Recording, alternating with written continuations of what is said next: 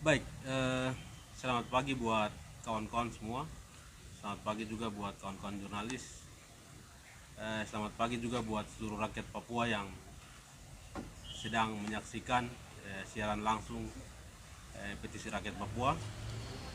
Hari ini kami yang ada di sini perwakilan dari 113 organisasi yang terkonsolidasi dalam petisi rakyat Papua, juga 17 718.179 tanda tangan petisi yang sudah dilakukan oleh seluruh rakyat Papua.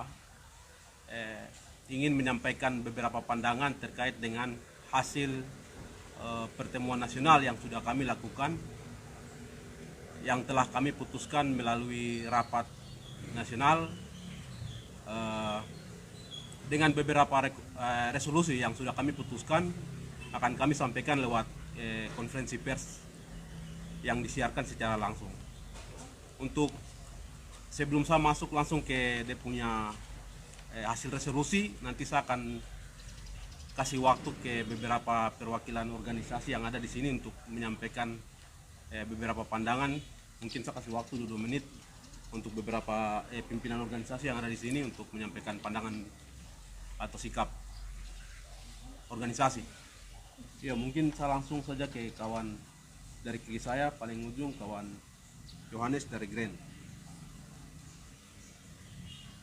Oke, terima kasih. Pertama saya Christian.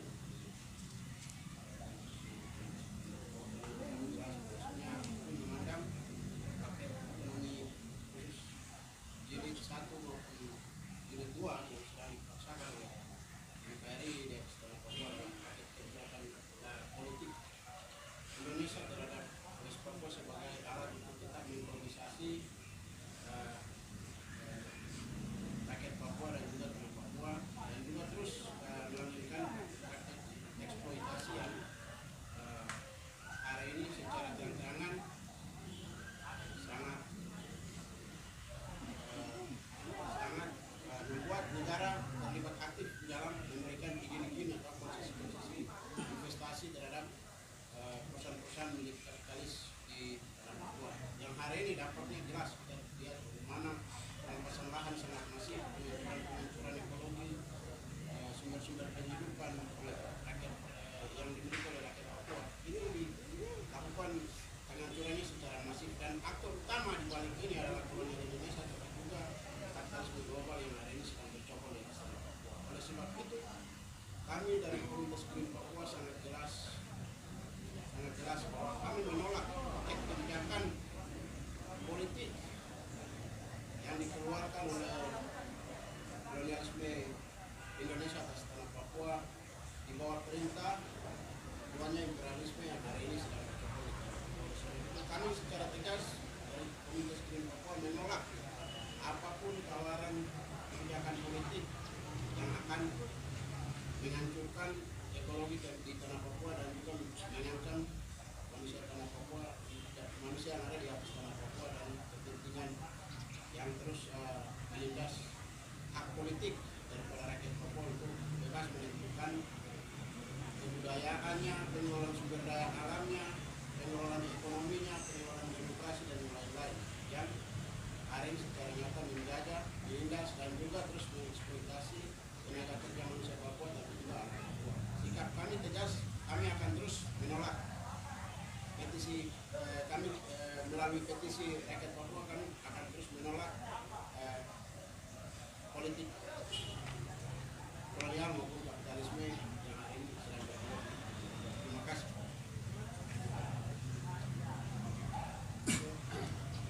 Kami dari Komunitas Papua,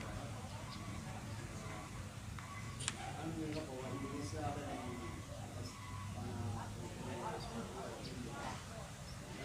segala bentuk kebijakan keberadaan Indonesia itu ya tetap dijaga. Jadi termasuk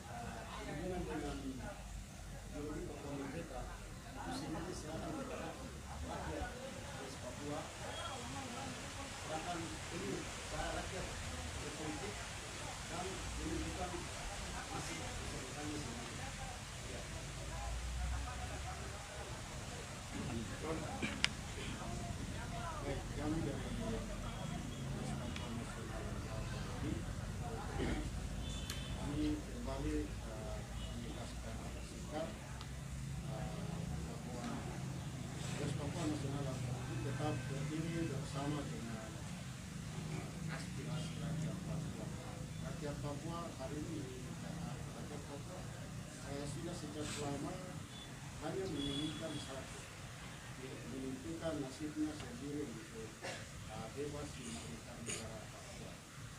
Oleh sebab itu, secara tegas kami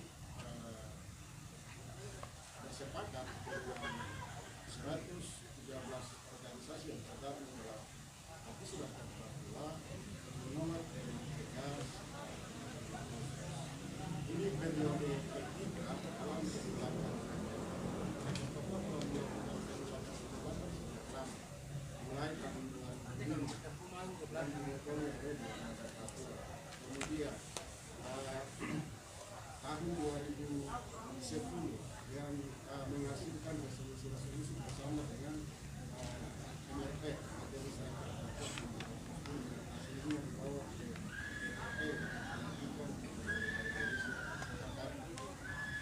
dan hari ini 113 organisasi yang tergabung dalam MRP kembali menugaskan penolakan.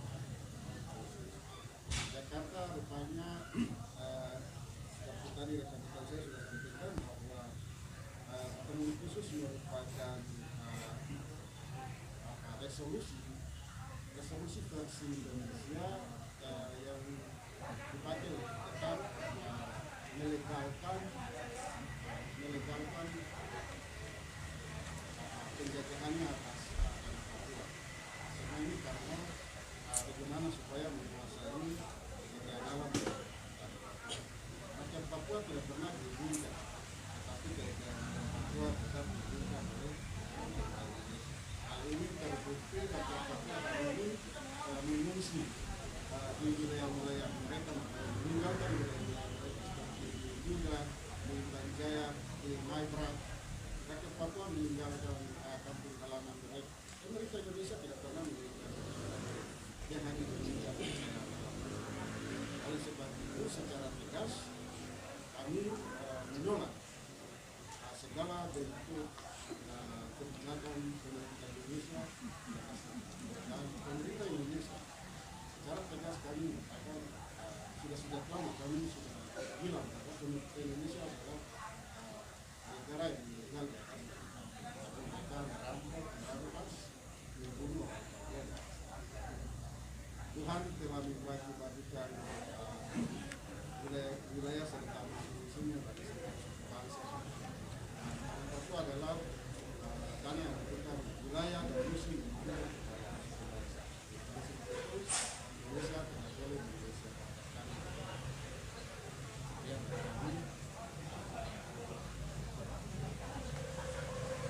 Kami di masyarakat adat independen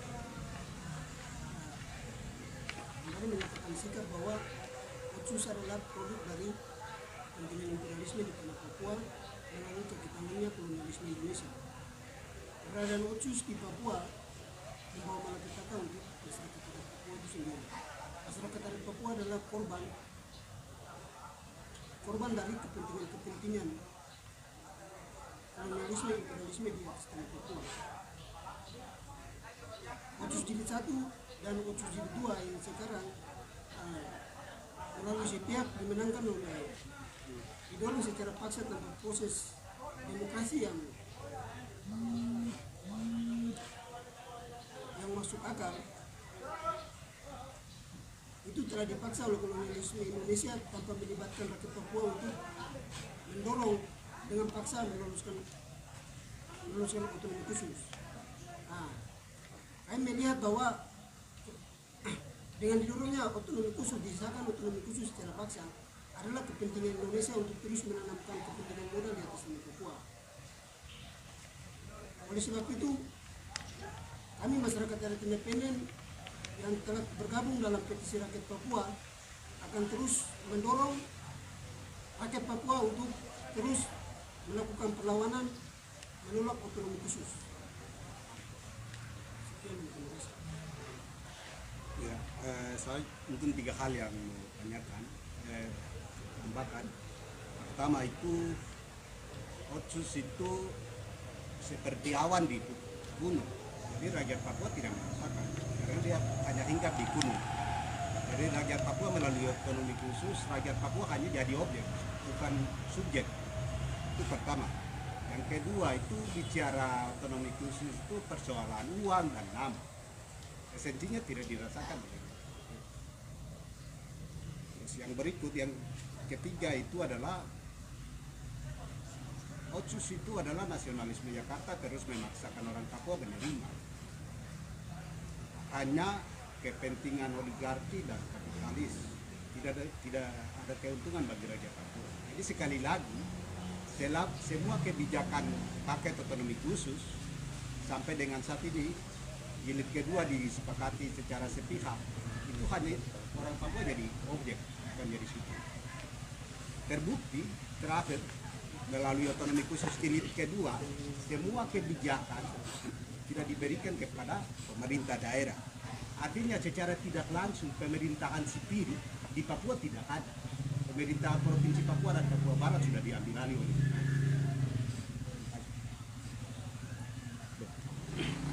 Ya, baik. Perkenalkan, saya Gino dari Aliansi Mahasiswa Papua. Mungkin saya mewakili AMP ingin menyampaikan beberapa hal sikap organisasi terkait dengan dinamika otonomi khusus jilid 1 dan juga keberlanjutan Otsus jilid 2. Yang pertama, secara organisasi kami melihat bahwa Otsus jilid 1 maupun Otsus jilid 2 merupakan paket kebijakan kolonial Indonesia yang diterapkan di atas tanah Papua. Nah, melalui paket kebijakan kolonial Indonesia di atas tanah Papua ini, jika kita tarik lagi kembali ke sejarah, dalam masuknya kolonial Indonesia ke Papua itu dibarengi dengan kepentingan kapitalisme. Masuknya kolonialisme Indonesia di Papua itu dibarengi atau diboncengi dengan kepentingan kapitalisme yang kemudian melakukan eksploitasi besar-besaran. Dan kerja-kerja itu kemudian disukseskan melalui aparatur negara yang represif atau TNI Polri. Nah, oleh sebab itu secara organisasi kami menyatakan sikap untuk menuntut kepada pemerintah Indonesia Jakarta hari ini agar segera mencabut kebijakan Undang-Undang Otonomi Khusus Jilid 2 yang disahkan secara sepihak oleh Jakarta dan juga elit-elit politik yang melegitimasi suara rakyat Papua dan juga memberikan kebebasan sepenuhnya kepada rakyat Papua untuk menentukan nasib masa depannya sendiri. Apakah dia ingin hidup merdeka ataukah dia ingin hidup bersama dengan Indonesia. Jadi dengan tegas kami nyatakan sikap juga bahwa kami bersama-sama dengan 113 organisasi yang ada dalam petisi rakyat Papua akan terus mendorong program-program yang telah kami sepakati di Bakar Batu 2 ini sampai selesai. Demikian. Ya, terima kasih. Kami dari Asosiasi Pedagang Asli Papua kami memandang bahwa Otsus jilid pertama maupun Otsus jilid 2, kalau Otsus jilid pertama itu negara dalam hal ini kolonial Indonesia dia hanya pegang ekor atau dia hanya pegang elit. Nah, yang sekarang yang negara paksakan dilanjutkannya Otsus jilid 2 itu justru ruang-ruang rakyat ini semakin tersempit.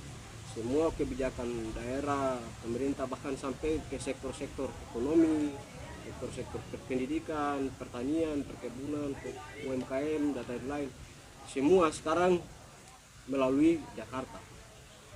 Kami melihat bahwa ruang-ruang ini atau praktek-praktek penjajahan, praktek-praktek kolonisasi terhadap rakyat Papua, terutama mama-mama pasar, sektor ekonomi, wirausaha, semuanya ditutup oleh negara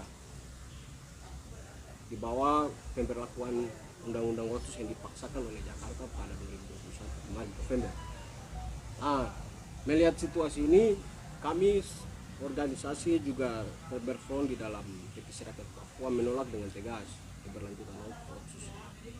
Karena dalam prosesnya Otsus dipaksakan tanpa melibatkan rakyat Papua, tanpa melibatkan petisi rakyat Papua yang sudah sampai 700.000 lebih, aksi-aksi protes, gelombang-gelombang protes seluruh tanah Papua, bahkan elit-elit Papua juga tidak didengar. Kan suara-suara rakyat Papua juga tidak didengar, suara penolakan terhadap keberlanjutan Otsus Jilid 2. Kami secara organisasi kami tolak dengan tegas, segera cabut Otsus Jilid 2 yang pada akhirnya akan kembali ke sama seperti Otsus Jilid pertama, akan terus mengorbankan rakyat dan hanya untuk kepentingan kapitalisme atau eksploitasi sumber daya alam di tanah Papua. Terima kasih. Baik, terima kasih. Perkenalkan, saya Christian Kobak, perwakilan dari Forum Independen Mahasiswa Papua atau dikenal dengan PUBP. Baik, terkait dengan ini kami secara organisasi melihat bahwa Otsus ini dijadikan sebagai barter politik antara elit lokal sama Jakarta. Karena kehadiran Otsus di tanah Papua juga menciptakan kebijakan yang tidak pro terhadap rakyat Papua itu sendiri. Kemudian keberlangsungan kolonialisme, kapitalisme telah membawa dampak yang buruk bagi tanah air dan manusia Papua. Sehingga kami PUBP bersepakat dan berkomitmen untuk mendorong aspirasi rakyat Papua hingga merebut tanah air kembali. Demikian, terima kasih.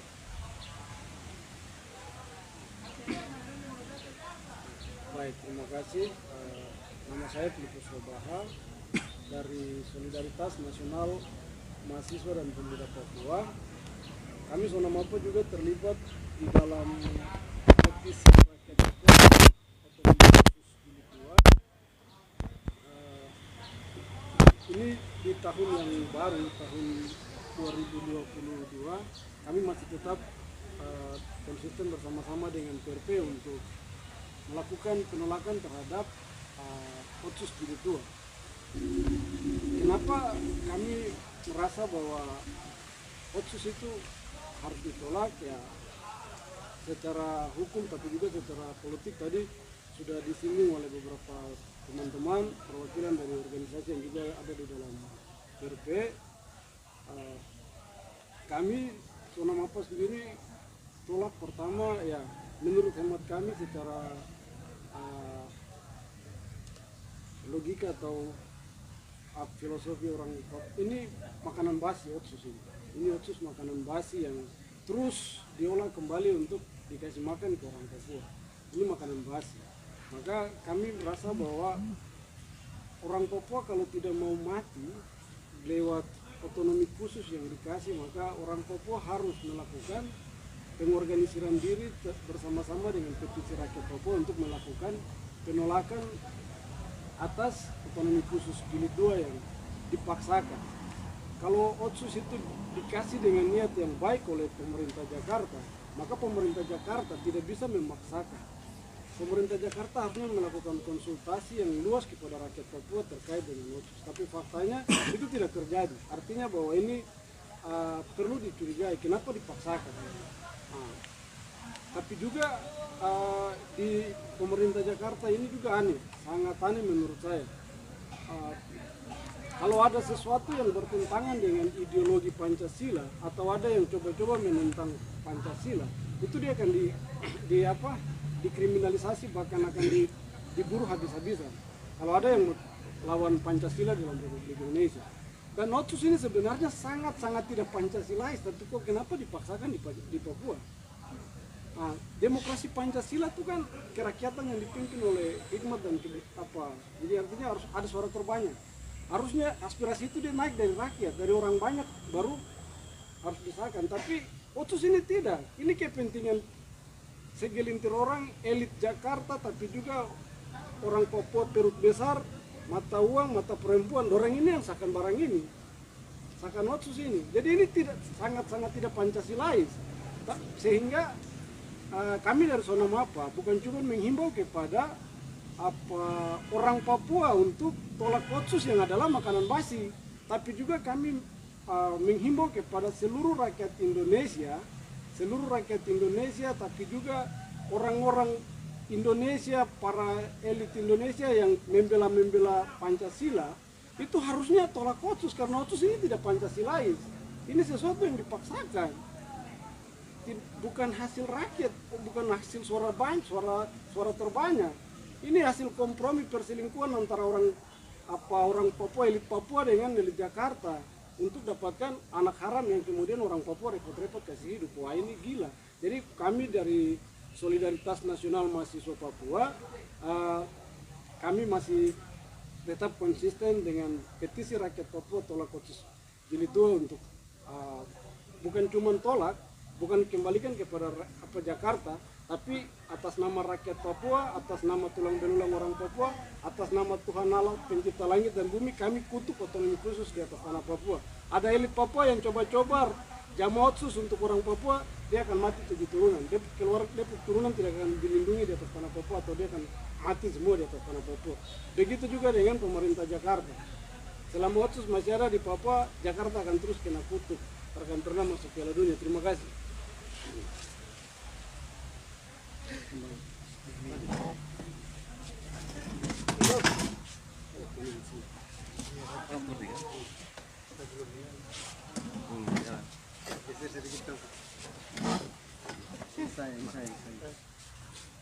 Ya, apa tadi secara garis besar saya kira kawan-kawan semua sudah bicara. Ya, nama Samuel Siwar dari Gerakan Mahasiswa Pemuda Rakyat Papua atau Gempar Papua. Saya kira dalam implementasi Otsus Jilid 1 itu sudah jelas sesuai pasal 77 kan aspirasi dari rakyat Papua, terus dilanjutkan ke MRP, nanti tugas gubernur untuk berhadapan dengan pemerintah pusat atau Jakarta untuk mau lanjutkan atau rubah ini undang-undang Otsus. Tapi dalam prakteknya undang-undang Otsus Jilid 2 yang disahkan tanggal 15 Mei lalu itu tidak sesuai dengan mekanisme yang disahkan oleh Jakarta dan elit orang Papua sendiri. Dalam proses perjalanannya sebelum Otsus itu ada, kita tahu bahwa di Papua ini ada 9 kabupaten kota yang hidup makmur, hidup bahagia, meskipun waktu itu di bawah tekanan militer juga, tapi orang Papua baik-baik saja. Tapi setelah Otsus disahkan sampai tahun 2022 di awal tahun ini, kita tahu di Papua itu sudah ada 42 kabupaten kota dengan 2 provinsi. Benar bahwa Papua dibangun begitu. Tapi di saat bersamaan kami mau sampaikan bahwa ada lebih dari 9.000 perusahaan yang sudah masuk ke tanah Papua.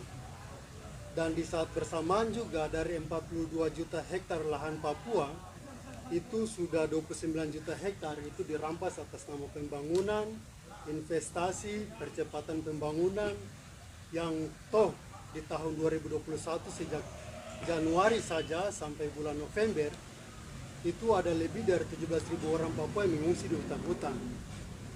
Mulai dari Duga, Intan Jaya, Maibrat, Yaukimo, Pegunungan Bintang, dan wilayah lainnya yang dikategorikan pembangunan.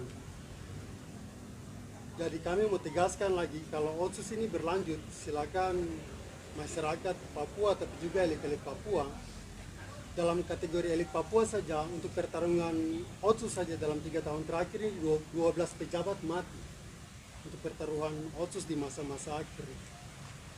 Pertanyaan kita, 20 tahun lagi masa Otsus, apakah orang Papua dengan dia punya manusia, tanah dan segala isinya ini bisa bertahan? Sehingga ini menjadi komitmen kami, teman-teman organisasi yang bergabung dalam PRP akan terus bersama-sama untuk kawal aspirasi ini bahwa Otsus benar-benar gagal tidak membangun orang Papua dan segala bentuknya. Jadi kami tegas, Otsus harus dicabut demi menyelamatkan manusia Papua. Jadi kami menghimbau juga buat semua orang Papua, semua elit Jakarta, elit Papua untuk sama-sama. Kita tidak punya masa depan dengan Indonesia, itu jelas. Tadi saya bilang 29 juta hektar dari 42 juta itu sudah habis. Ada 17.000 pengungsi yang mengungsi sampai sekarang nasibnya tidak jelas. ada 90 orang yang mati dari bulan September sampai November. Ini baik sipil yang mayoritas, tapi juga ada TNI, ada juga dari TPNPB. Jadi kalau kita mau paksakan ini atas nama pembangunan, sudah jelas ada korban-korban di depan. Dan kita akan menambah deretan pelanggaran HAM baru, ada deretan pelanggaran ekosida dan juga genosida untuk orang Papua. Jadi secara organisasi kami tegaskan lagi, otsus harus dilawan oleh orang Papua demi menyelamatkan orang Papua itu sendiri. Dan kami menyuruhkan buat seluruh pihak-pihak yang justru terlibat dalam menginvestasikan dong punya dana-dana untuk justru membantu Indonesia membunuh orang Papua. Ini sudah saatnya untuk orang-orang semua lihat dan bantu menyelamatkan orang Papua. Dan stop bunuh orang Papua atas nama pembangunan. Itu dari kami. Terima kasih. Baik, terima kasih. Saya di sini sebagai juru bicara Petisi Rakyat Papua, juru bicara nasional, mungkin ingin menegaskan kembali lagi beberapa poin yang sudah kawan-kawan tegaskan, tapi saya ingin mempertegas bahwa bicara soal otsus itu tidak cukup kita bicara soal sisi pembangunan, sisi tidak ada kekurangannya biaya atau lain-lain. Jadi otsus harus dilihat sebagai resolusi konflik. Ada persoalan antara Jakarta dengan rakyat Papua. Itu yang harus dilihat. Dia tidak bisa, Jakarta tidak bisa mereduksi persoalan otsus dengan persoalan yang kecil-kecil, soal pembangunan dan lain-lain, tidak bisa. Jadi otsus ini harus dilihat sebagai resolusi konflik dari akar persoalan yang ada di Papua, mulai dari sejarah 61 sampai 2021 hingga tahun ini, hingga 2021. Juga pelanggaran HAM yang masih menumpuk hingga saat ini. Jadi Jakarta bicara soal otsus itu tidak harus bicara soal beberapa pasal yang mengubah, harus lihat secara menyeluruh. Karena otsus ada itu hasil dari persoalan antara Jakarta dan Papua. Itu yang ingin saya pertegaskan di sini, sehingga mungkin saya akan langsung masuk bacakan hasil resolusi yang sudah kami rumuskan di sini.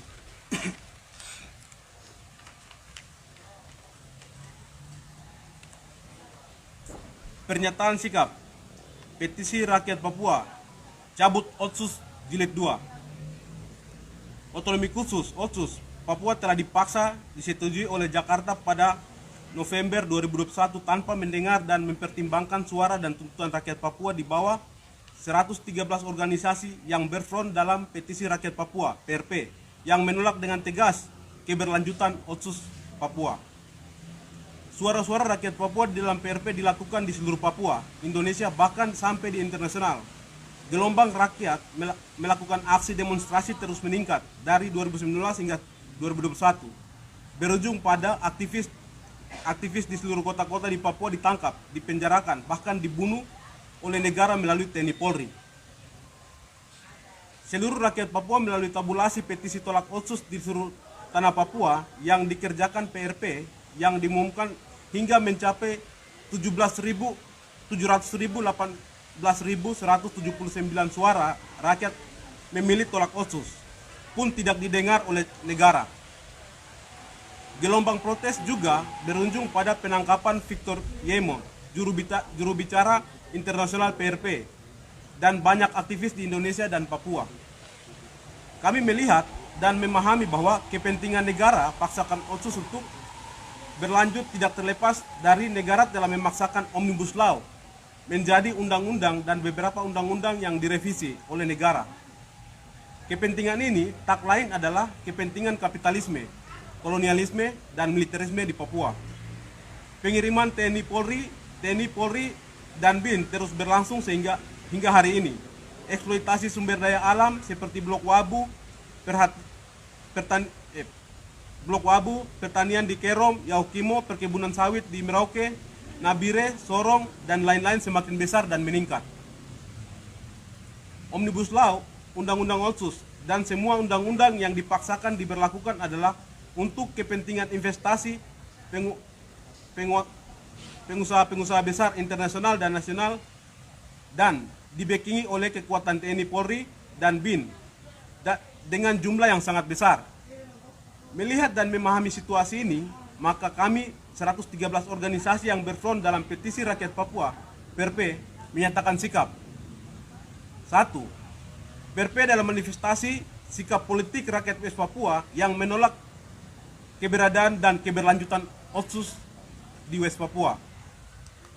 Dua, PRP akan mengawal sikap rakyat Papua untuk memperjuangkan hak penentuan nasib sendiri secara damai dan demokratis. Tiga, PRP menolak Otsus dan bersepakat untuk melanjutkan penggalangan petisi rakyat Papua PRP untuk tahapan ketiga. Empat, PRP menolak segala bentuk kompromi dan representasi politik di luar dari sikap rakyat West Papua. Lima, PRP berkomitmen untuk mendorong persatuan demokratik dan perjuangan pembebasan nasional West Papua.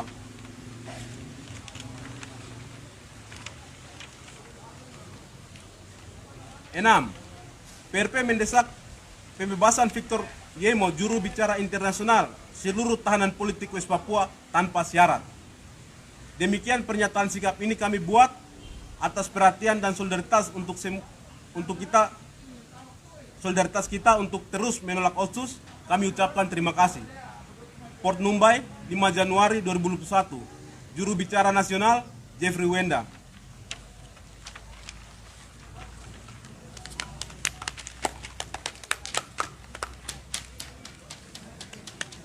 Cukup lah, ada yang mau tambah lagi? Oke, jadi satu hal lagi yang paling penting adalah Undang-Undang Otsus nomor 2 tahun 2021 Jakarta telah dengan secara sepihak telah mensahkan itu. Tapi kami petisi rakyat Papua akan terus melakukan konsolidasi di akar rumput dan mendorong penggalangan petisi sebagai bentuk perlawanan kami terhadap Jakarta. Juga mengkonsolidasikan semua organisasi gerakan yang belum tergabung dalam PRP, juga solidaritas internasional untuk sama-sama dengan petisi rakyat Papua menolak Otsus Jilid 2 di Papua. Mungkin itu sikap dari saya sebagai tambahan. Sekian dan terima kasih.